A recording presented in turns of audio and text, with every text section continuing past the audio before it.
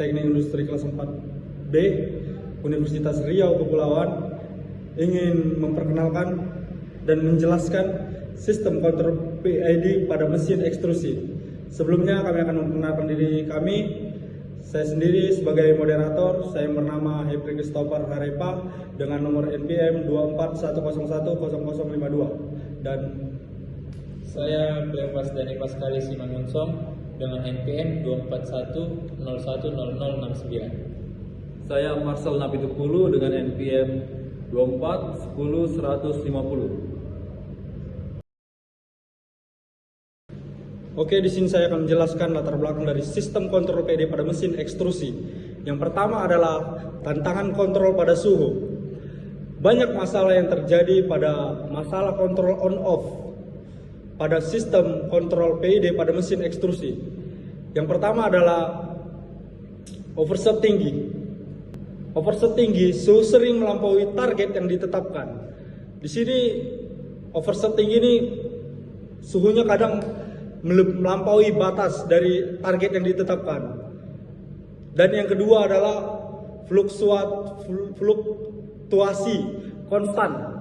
Suhu kadang naik turun secara ekstrim dan dapat merusak material yang ada di mesin tersebut, produk yang kami rancang tersebut. Dan yang kedua adalah cacat pada produk.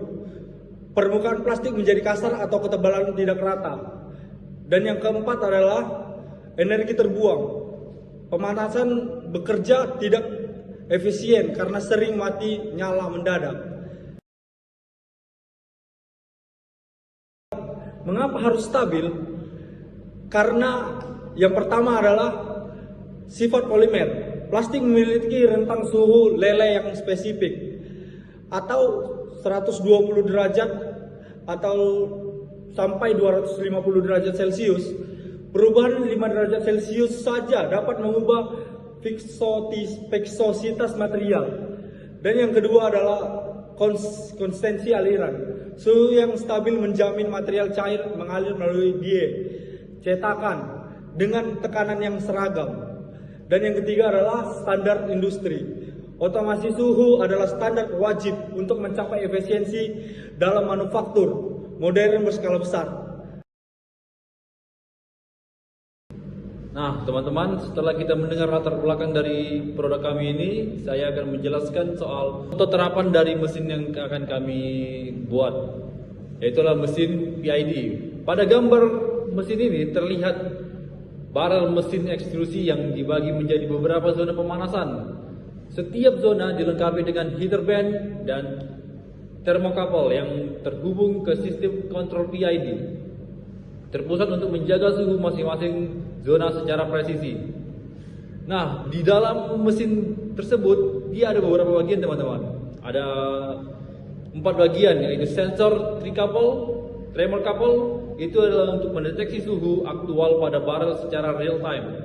Yang kedua itu adalah kontrol PID atau otak sistem yang menghitung besaran kontraksi panas di dalam mesin tersebut. Yang ketiga adalah solid state relay atau SSR atau saklar elektronik cepat untuk mengatur daya heater. Dan yang terakhir adalah electric heaternya tersebut, yaitu untuk aktuator yang memberikan energi panas ke material. Baiklah teman-teman, selanjutnya saya akan menjelaskan mengenai cara kerja sistem controller PID. Sesuai namanya, PID terdiri dari 3 sistem, yaitu P proporsional, I integral, dan D derivatif. Proporsional mengatur output berdasarkan besarnya error saat ini. Semakin jauh dari target maka semakin besar panasnya. Lalu integral menghilangkan error statis yang menetap dengan menjumlahkan error dari waktu ke waktu. Dan derivatif memprediksi tren suhu untuk mencegah overshoot, bertindak sebagai rem saat suhu mendekati target. Untuk diagramnya bisa kita lihat di sini. Selanjutnya untuk alur sistem kerja controller PID itu terdiri dari 4 tahap. Yang pertama input, yang kedua sensing, yang ketiga komputasi, dan yang terakhir koreksi. Tahap pertama, input, yaitu operator memasukkan set point atau target suhu dengan nilai disimpan di memori PID. Pada tahap kedua, yaitu sensing, thermocouple membaca suhu aktual barel dengan aksinya yaitu feedback dikirim ke controller. Lalu yang tahap ketiga yaitu komputasi. Controller menghitung error atau set point plus suhu aktual dengan aksinya yaitu algoritma PID menghitung output persennya. Dan yang terakhir yaitu proses koreksi, di mana SSR menyala atau mati dengan frekuensi tinggi atau PWM dengan aksi yaitu daya heaternya disesuaikan dengan presisi.